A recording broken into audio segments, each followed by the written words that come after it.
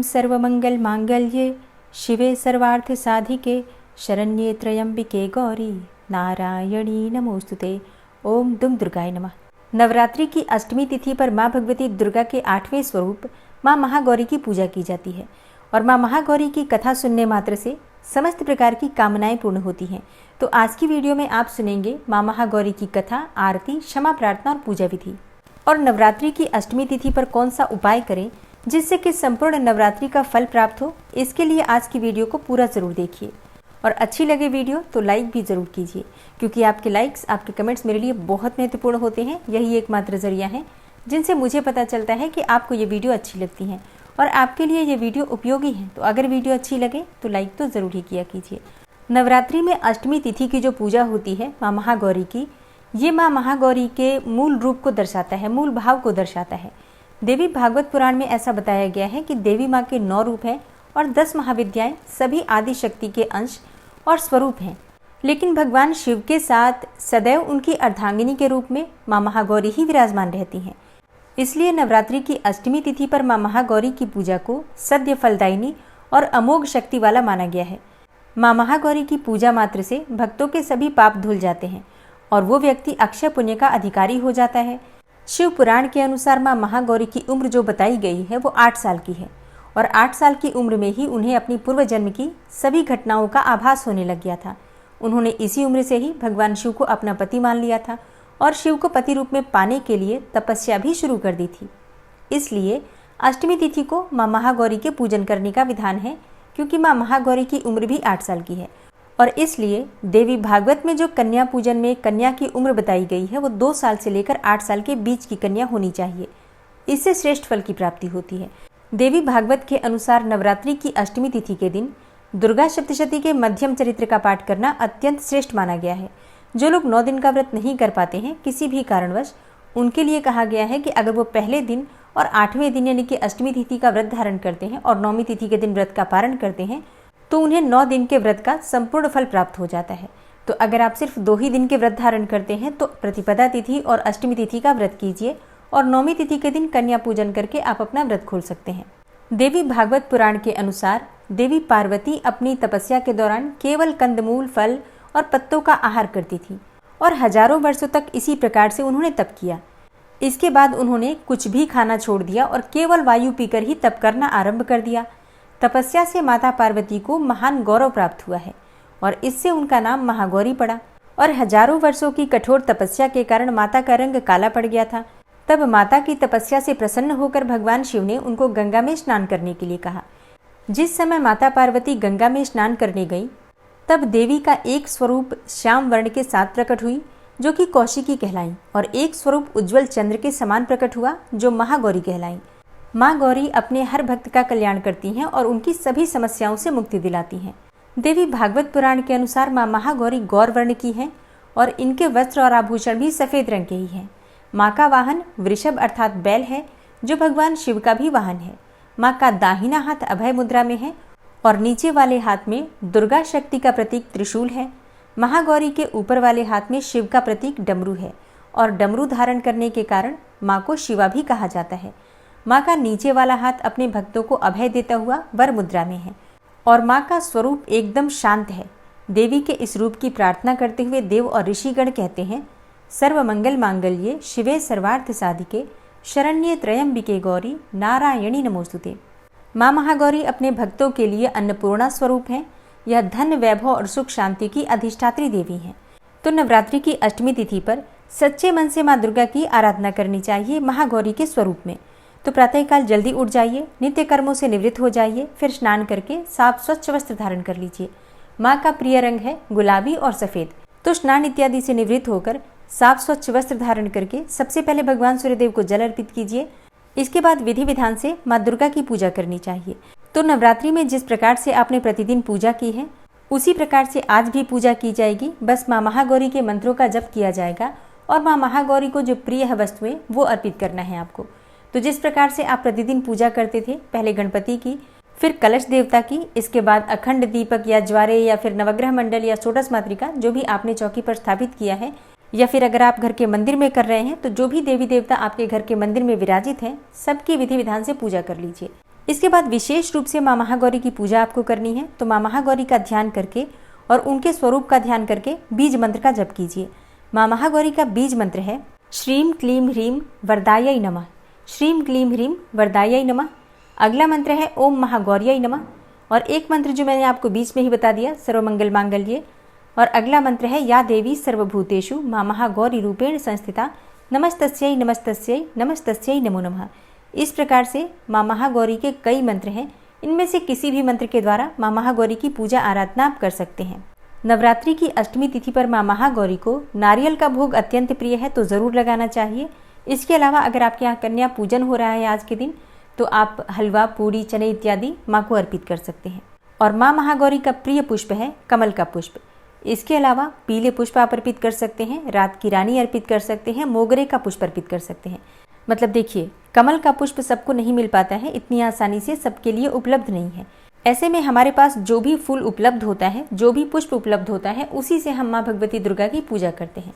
तो परेशान होने की आवश्यकता नहीं है कि यही पुष्प चाहिए, जो आपके पास हो वही अर्पित कर सकते हैं। और विधि विधान से माँ की पूजा करके मंत्रों का जप करने के बाद माँ की आरती करनी चाहिए कपूर और लौंग जलाकर। और हाँ, जैसे कि आज अष्टमी तिथि है, तो बहुत से परिवारों में आज के दिन कन्या पूजन और हवन भी होता है। तो हवन कर लीजिए माँ की पूजा करने के बाद, उसके बाद से कन्या पूजन आप कर सकते हैं। नवरात्रि की अष्टमी तिथि पर माँ महागौरी को मीठा पान अर्पित करने से हर प्रकार की कामना पूर्ण होती है, जीवन में सुख, समृद्धि, सौभाग्य की प्राप्ति होती है। तो अष्टमी तिथि के दिन मीठा पान माँ को जरूर अर्पित करना चाहिए। और अब आप सुनेंगे माँ महागौरी की आरती। ओम जय जय महागौरी मैया, जय जय महागौरी। निश दिन ध्यावत तुमको, निश दिन ध्यावत तुमको, ऋषि मुनि नर शिव जी।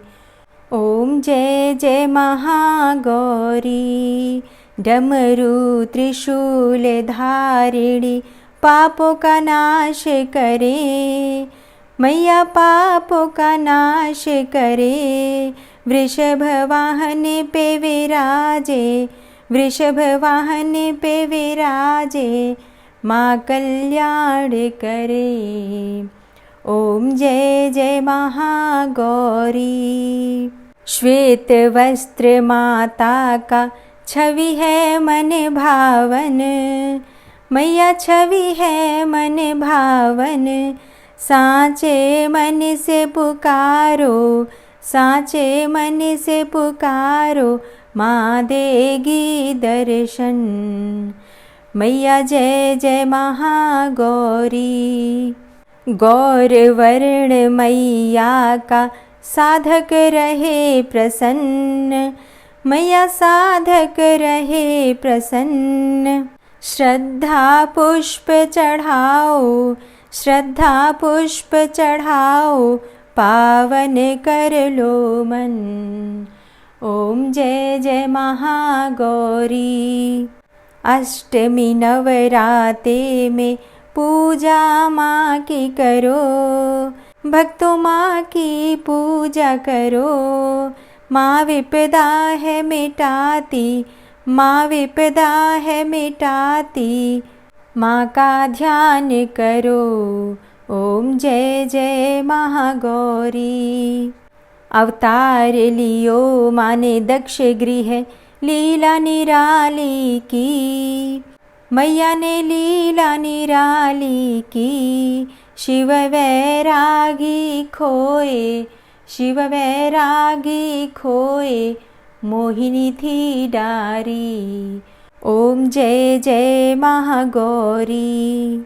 शरणागत की रक्षक माता भवानी तुम, हे माता भवानी तुम। सुन लो माता अरज तुम, सुन लो माता अरज तुम, द्वार तेरे आए हम। ओम जय जय महागौरी। मंदिर में माँ तेरे सदा ही सुख बरसे मैया, सदा ही सुख बरसे। अन्न धन सब पावे, अन्न धन सब पावे, अपूर्ण नर न रहे। ओम जय जय महागौरी। महागौरी जी की आरती जो नर नित्य गावे, भक्तों जो नर नित्य गावे। भव सिंधु से तरे वो, भव सिंधु से तरे वो, व्याधि मिट जावे। ओम जय जय महागौरी, ओम जय जय महागौरी, मैया जय जय महागौरी। निश दिन तुमको ध्यावत, निश दिन ध्यावत तुमको, ऋषि मुनि नर शिव जी। ओम जय जय महागौरी, ओम जय जय महागौरी। माँ की आरती करने के बाद क्षमा प्रार्थना ज़रूर करनी चाहिए।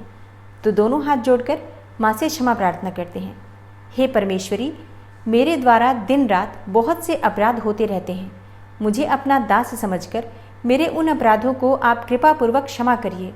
हे परमेश्वरी, मैं आवाहन करना नहीं जानता, विसर्जन करना भी नहीं जानता तथा पूजा करने का ढंग भी नहीं जानता। हे माँ, मुझे क्षमा करिए। हे देवी सुरेश्वरी, मैंने जो मंत्रहीन अर्थात ना मंत्रों को जानता हूँ, क्रियाहीन अर्थात ना क्रियाओं को जानता हूँ, और भक्तिहीन अर्थात ना भक्ति के प्रकार जानता हूँ, तो मैंने जो मंत्रहीन, क्रियाहीन और भक्तिहीन पूजन किया है वह सब आपकी कृपा से पूरे हों। सैकड़ों अपराध करने के बाद भी जो आपकी शरण में आके जगदम्बा कहकर पुकारता है, उसे वह गति प्राप्त होती है जो ब्रह्मा आदि देवताओं के लिए भी पाना आसान नहीं है। हे जगदम्बिके, मैं अपराधी हूँ, किंतु आपकी शरण में आया हूँ। इस समय दया का पात्र हूँ, आप जैसा चाहें वैसा करें। हे देवी परमेश्वरी, अज्ञानवश, भूल से या बुद्धि भ्रष्ट होने के कारण मैंने जो भी न्यूनता या अधिकता कर दी हो वह सब क्षमा करें और प्रसन्न हो। हे सच्चिदानंद स्वरूपा परमेश्वरी, जगन माता कामेश्वरी, आप प्रेम पूर्वक मेरी यह पूजा स्वीकार करें और मुझ पर प्रसन्न रहें। हे देवी सुरेश्वरी, आप गोपनीय से भी गोपनीय वस्तु की रक्षा करने वाली हैं। मेरे निवेदन किए हुए इस जप को ग्रहण करिए। आपकी कृपा से मुझे सिद्धि की प्राप्ति हो। इस प्रकार क्षमा प्रार्थना मंत्र के पाठ से दुर्गा माता आपके जाने अनजाने में हुए सारे अपराधों को क्षमा करेंगी और उनकी कृपा सदैव आपके ऊपर बनी रहेगी।